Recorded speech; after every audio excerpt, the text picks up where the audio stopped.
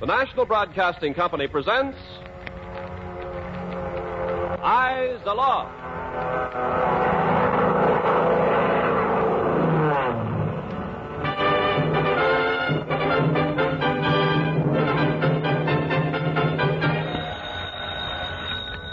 Army flash. 1, single, very low, scene, 8, Catherine, 2, overhead, southeast. Eyes aloft, watching the sky, watching for planes flying the lanes up above. Eyes aloft. Eyes Aloft. The 4th Fighter Command of the United States Army Air Forces, in cooperation with West Coast radio stations, presents this series of programs honoring the 150,000 volunteer civilian observers and filter center workers whose round-the-clock vigilance keeps watchful guard of the Pacific coast against attack by enemy planes. Eyes aloft, night and day, will help protect the USA. This is Ken Carpenter speaking. Tonight, the 14th edition of Eyes Aloft, featuring a new and true great American story. You'll hear the Gordon Jenkins Orchestra and the Sportsmen, the weekly presentation of the Gold Trophy Award, excerpts from the famous McKinley Diary, our bouquet department, Why Will They Do It? And during the program, Captain Russell Z. Smith will give further important information regarding supplemental gasoline rationing to volunteers doing essential driving in the interests of the Aircraft Warning Service. Here now, your Eyes Aloft narrator, Jane Whitman.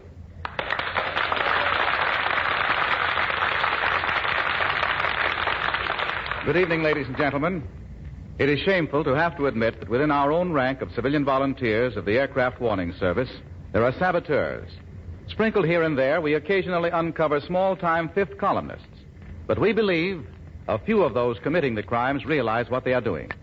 And so we hold up this mirror for these offenders to see themselves as others in their home communities see them. That is why we have established this department called Why Will They Do It? A short time ago, a certain gentleman in Oregon made a trip into southern Washington. On his trip, the man saw some things he had never seen before. When he returned home, he complained to his chief observer. Boy, have I been a sucker for the last 5 months. What do you mean, Jack? Oh, we're all suckers.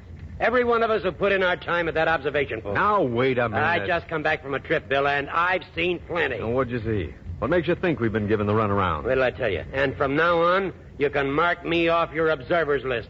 I'm done going up there and putting in my good time watching for planes. Now, hold on, Jack. You know what I saw? What?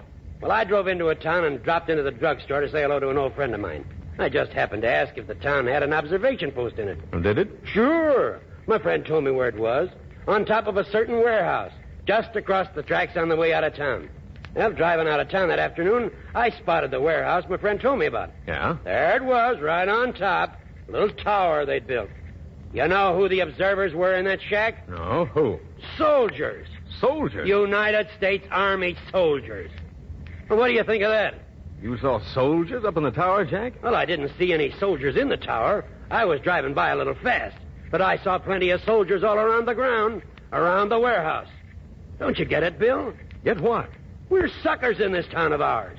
Other towns let the Army operate the observation post. Now, hold on, Jack. You aren't sure. Why should I spend my good time up in a shack at night looking for planes if some places have the Army doing the job? Wait till I tell some of the other observers here in town. Wait till I tell them. That was startling, disconcerting news to be tossed at the chief observer by one of his watchers. If it were true, that chief observer could see his entire local structure falling down around him. He telephoned his county director at once. The county director, equally surprised, checked with the Army at once. That same afternoon, the county director, fortified with the truth of the situation, arrived in town. I drove right down to see you, Bill. Oh, you got here fast. And thanks for the phone call, letting me know you were coming. I got Jack to come over. Yeah, I got to get back to my office. Fred, you remember Jack.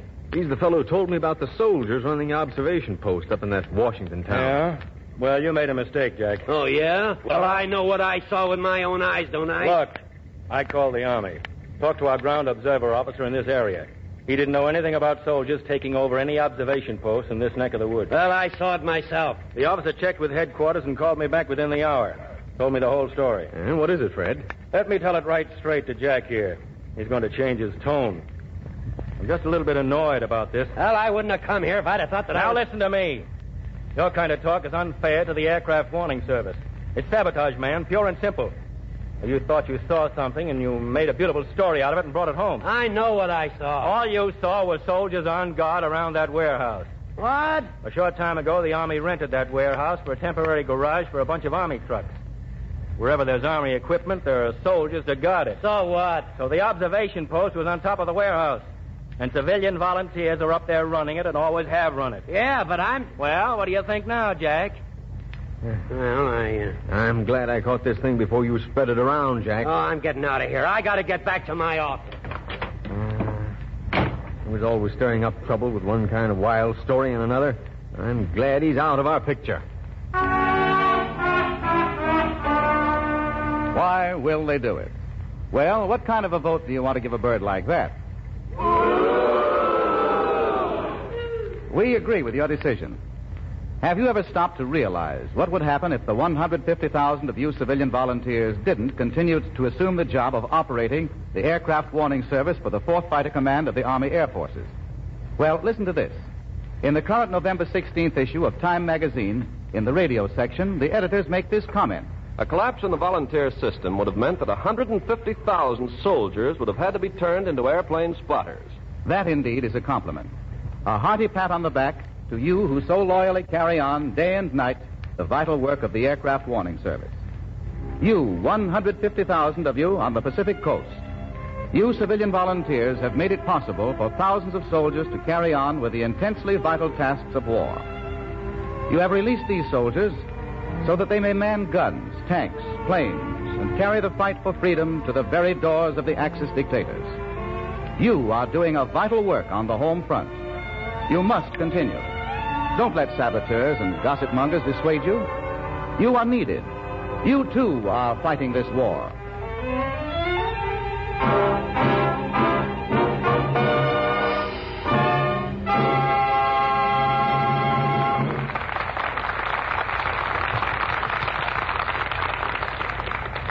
Now, one of our most popular features, the McKinley Diary. Unedited excerpts from the famous little black and white notebook. Comments jotted down by the observers of the McKinley, Oregon Post.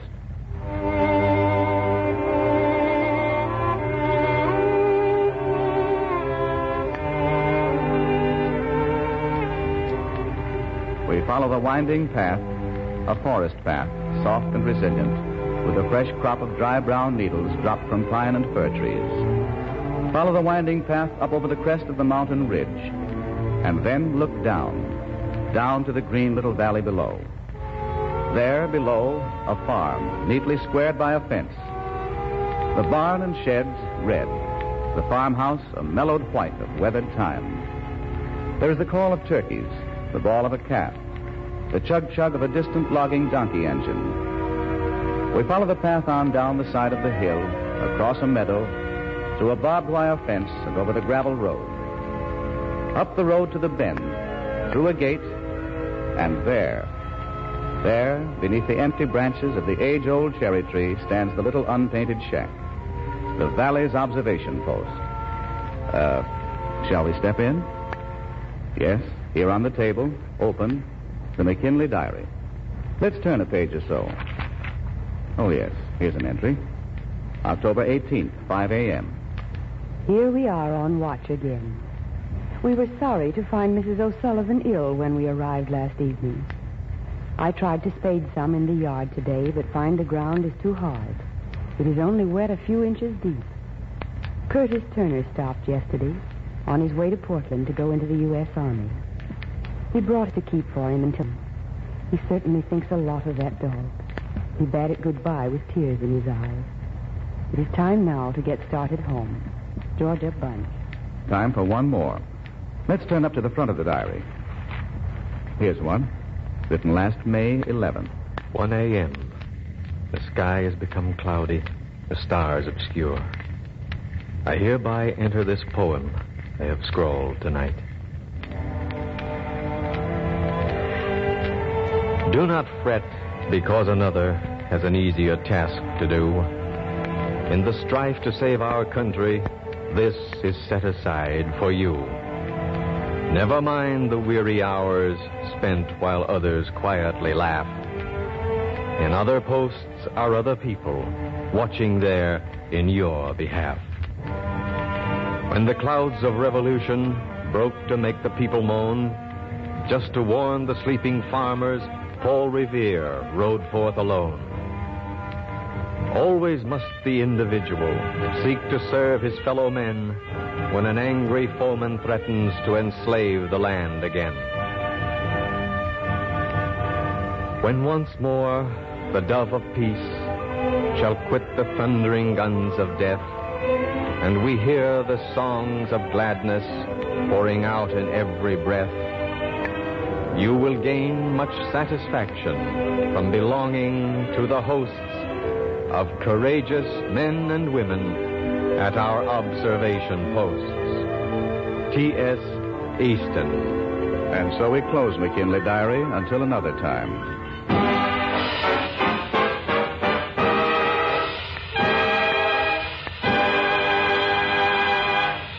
Songwriters from Tin Pan Alley, New York to Vine Street, Hollywood have been turning out war songs by the hundreds. Few of them have hit the mark like Over There in the days of 1918. 6 weeks ago, Praise the Lord and Pass the Ammunition took the nation's fancy. Within the last 10 days, another one is skyrocketing. It's Hoagie Carmichael's tune with the jingle-jangle lyrics, A Cranky Old Yank in a Clanky Old Tank. It's Gordon Jenkins and the Sportsman.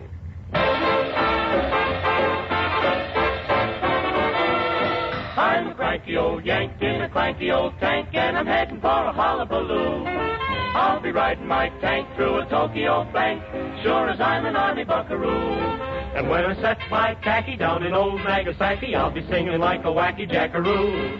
And you can bet by a cracky, every sukiyaki lackey will be looking mighty tacky when I do. I'm a cranky old Yank in a clanky old tank, and I'm heading for a hullabaloo. I'll be riding my swank little hanky-panky tank through the streets of Yokohama with a Honolulu mama, singing those beat-o, flat on his seat-o, hero-hito blues. I go rolling along in my clanky old tank. Bing! Bang! Bing! Bang! Rolling along in my hanky-panky tank. Down the streets of Yokohama with the Honolulu mama, singing those beat-o, flat on his seat-o, hero-hito blues. The cranky Yank and a clanky old tank will make hero-hito sing the blues.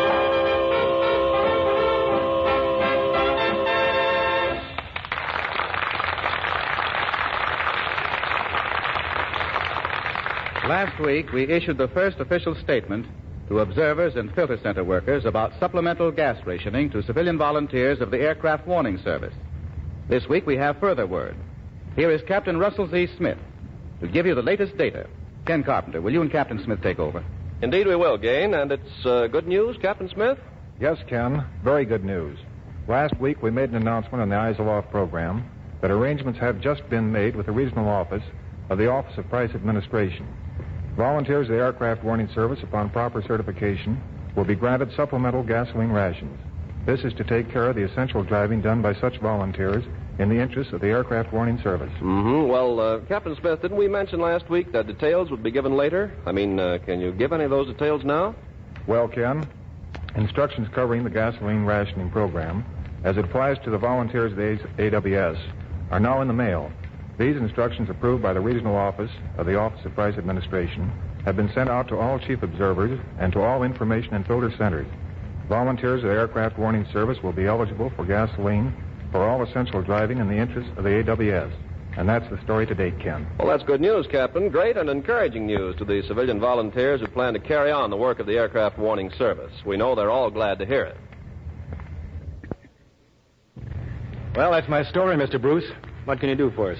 I'm not sure, Fay, but we'll do what we can. You'll try to have your installation boys get a phone up there on the roof by tonight? Well, I don't know where we're going to get the material.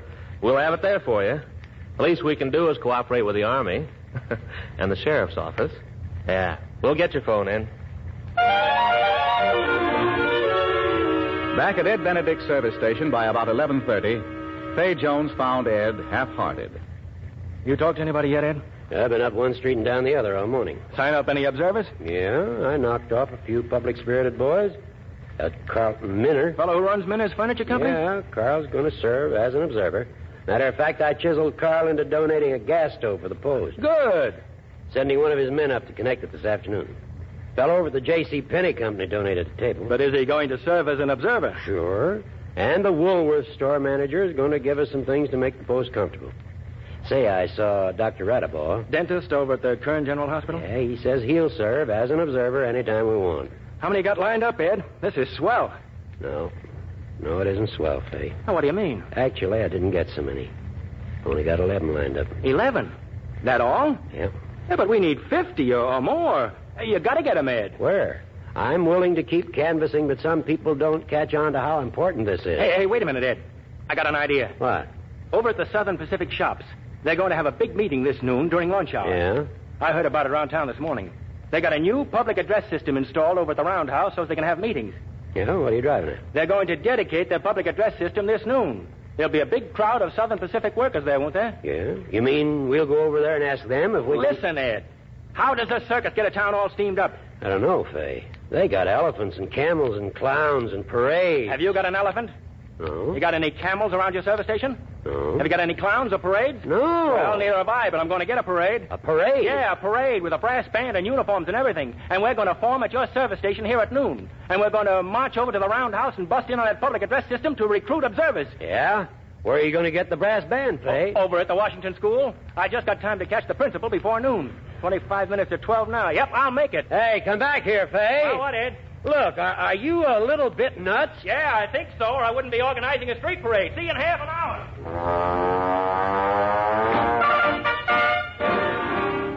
At 20 minutes after 12, there at Ed Benedict's service station, a uniformed band had organized. It was quick work. School children in uniforms had their instruments and were waiting for the leader's whistle. Hey, what goes? Hey, don't ask me. School kids going to have a parade, I guess. Okay, let's go. Ready, Fay? Come on, Ed. We'll take my county sheriff's car. Lieutenant Buford from the filter center is in it now to give it a little military flavor. Yeah. We'll lead the parade. Come on, let's go. Get in, Ed. Okay. Okay, have the band follow me. Ready, Mr. Jones? And turn.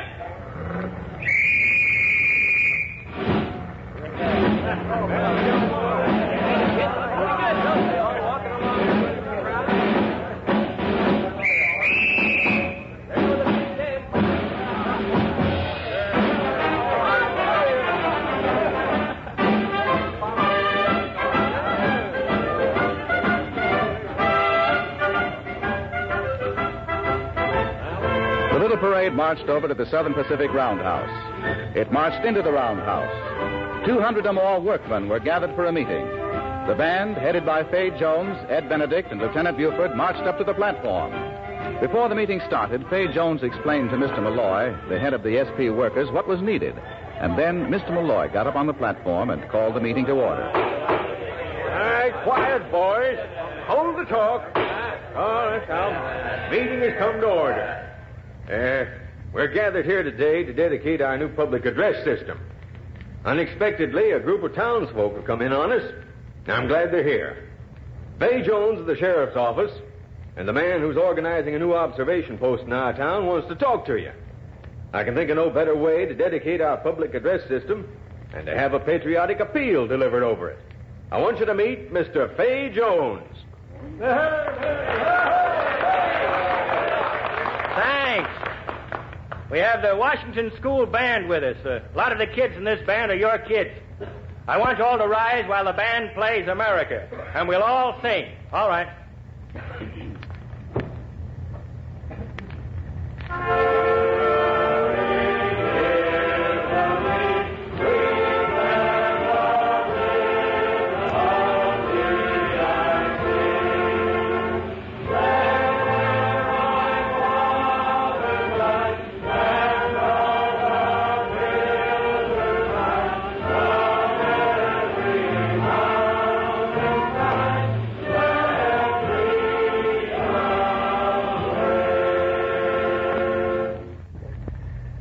Friends, I want to put something up to you straight from the shoulder. You've got a job here running a railroad. You keep engines and cars and trucks and troop trains running. Running so it can transport soldiers and sailors and tanks and planes and army equipment. Well, what would you do without that job? Now tell me, is your job worth protecting? Is it worth sitting up a night or so a week watching the skies to warn the Army if an enemy plane should ever come over Bakersfield and this roundhouse with a load of bombs? Tell me, will you fellas be willing to serve your country here at home as ground observers? Well, I'll tell you what a ground observer is. I'll tell you why we need you. I'll tell you... That noon, Fay Jones got up before those workmen and sold them some good, solid, practical Americanism. They all wanted to help. Nearly all of them volunteered as observers. And now their wives are helping, too. Today, the East Bakersfield Post has a high efficiency rating. It is a highly successful post, of which the 4th Fighter Command is proud. But wait. True, Fay Jones and Ed Benedict got that post operating within a single day.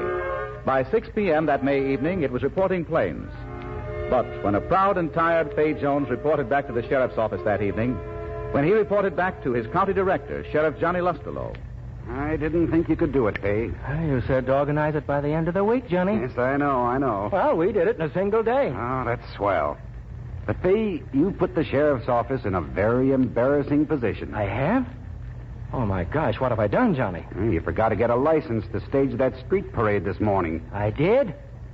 Gosh. Well, Chief, shall I apply for it now? Well, I think it's too late, Fay. The good work has been done. And, pal, let me congratulate you.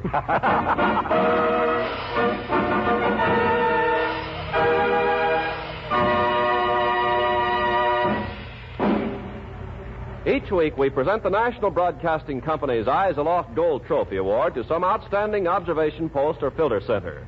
Here now is Captain Gomer Lewis, Regional Signal Officer of the Los Angeles Air Defense Wing. Captain Lewis.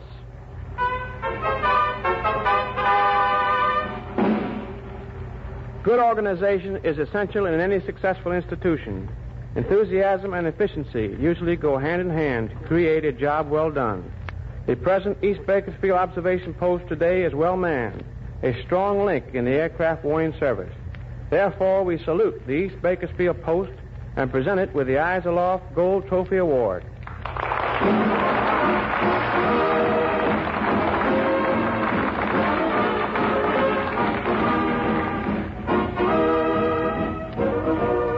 Next week, we dedicate this program to the Santa Maria Valley Red Cross chapter, whose motor corps is performing a splendid service to the Aircraft Warning Service.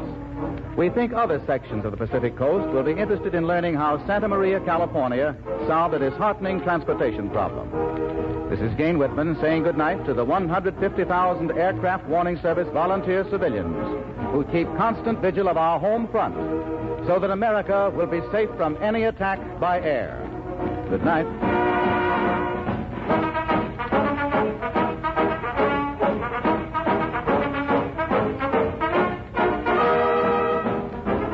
Eyes Aloft is written and produced by Robert L. Redd. Music is composed and conducted by Gordon Jenkins. This is Ken Carpenter charging you to always remember Eyes Aloft. Eyes aloft, watching the sky, watching for planes flying the lanes up above. Eyes aloft, always on guard, lending a hand, protecting the land we love. One if I land, and two if I sea was once a sentinel's cry, but a modern 20th century Paul Revere must watch the sky. Eyes aloft, night and day, will help protect the USA. Eyes Aloft comes to you from Hollywood. This is the National Broadcasting Company.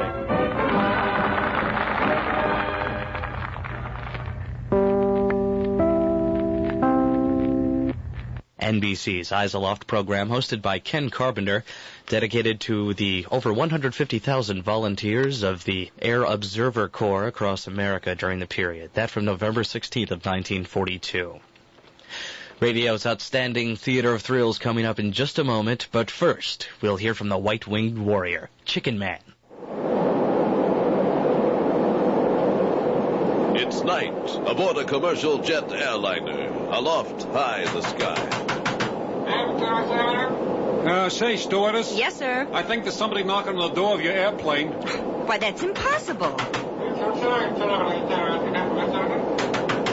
See, I told you. The surprise stewardess, quickly issuing oxygen masks to the passengers and depressurizing the cabin, unlocks the massive jet door. And as it slides open... Hello there. How do you do? May I step in, please? Well, I'd appreciate your deciding quickly because keeping up with your speed is rather taxing to me. Oh, of course. I'm sorry. Come in, please. Thank you. Oh, that's better. Allow me to introduce myself. My name is Chicken Man, the wonderful white-winged weekend warrior, the fantastic feathered fighter, perhaps my identity card. Oh, thank you. Welcome aboard Allied Flight 417, bound for Pittsburgh, Philadelphia, and New York. Yes. Our cruising speed is That's probably... fine. However, I won't be staying. You see, I wonder if I could just borrow a map. Oh, yes, right here it is. Fine. I'm looking for Minneapolis. Oh, right here is where we are, Yes, and there's... Chicago. And here's Minneapolis. That's strange. I thought it was down here. No, that's Yucca Flats. A lot of people make that mistake because Minneapolis looks a lot like Yucca Flats. Yeah. I have a cousin in Yucca Flats. Oh, how nice. Yes. You may have this map if you like. Well, that won't be necessary. Well, goodbye for now, and thank you for your help. Goodbye. Will you be fighting crime in Minneapolis? No, I'm the guest speaker for the Minneapolis Poultry and Egg Association segment. Well, so long for now. Have a nice trip. Thank you.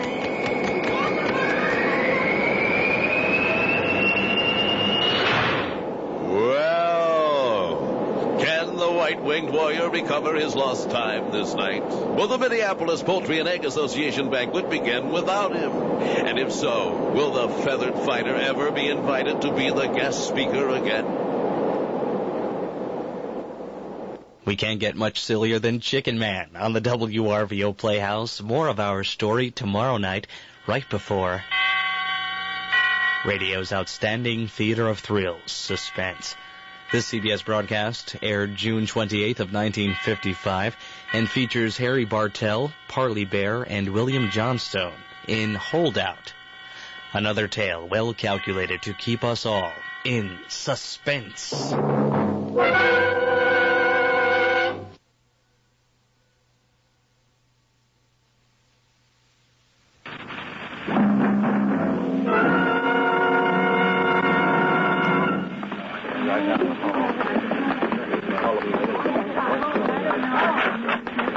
The bailiff held the door open, counted each person entering. 8 women, 4 men, 12 of us. He closed the door and locked us in. There was a long table, chairs, a water cooler, clock on the wall. 9:30. With the windows closed, the air was warm, moist. Well, I guess we'd better get started, folks. And we began the process of deciding whether a man was guilty or not guilty to a charge of murder. There were 2 hours of open discussion before Mr. Muncie, the jury foreman, decided to take the first ballot, the secret ballot. He collected the folded pieces of paper and sat down. Miss Keller, would you keep count as I read the ballot, please? All right. The first one is guilty. Guilty. Guilty. Guilty. Guilty. Guilty. Guilty. Guilty. Not guilty. Huh? Guilty. Guilty. And guilty. 11 to 1. One holdout. Now. Start over, I guess. How much time have we got? All day. And if we don't reach a verdict? I guess they'll lock us up in a hotel overnight. They're not locking me up. I got to get home tonight. All right, then. Let's go over it again, folks. Someone will have to change their mind before we can get out of here. Mr. Donovan, Yes, Mrs. Carmichael. you've been awfully quiet. Anything you'd like to say? Well, I was trying to think the way the one holdout might be thinking. Is there something we failed to consider? Possibly the matter of intent to commit murder was definitely premeditated. Oh, Avery knew his wife was with that Cy Randall fella, so he got a gun and went up there and killed him. I don't care how you spread it. That's murder. No, there's more to it than that, Mr. Smith. For instance? There's the plea of temporary insanity. Yes, that confused me a little. The judge said we should consider temporary insanity. Oh, to tell you the truth, Mrs. Medina, my woman's intuition tells me... Hogwash. Really, Mr. Smith, your manners... Now, let's keep this discussion sensible. I refuse to discuss it. That psychiatrist That Clyde Avery was as sane as any... Clyde Avery's mental condition at the time of the shooting? After the stories he heard about his wife, well, how would you feel under those conditions? Me? What do you mean by Avery? That's intent, ain't it?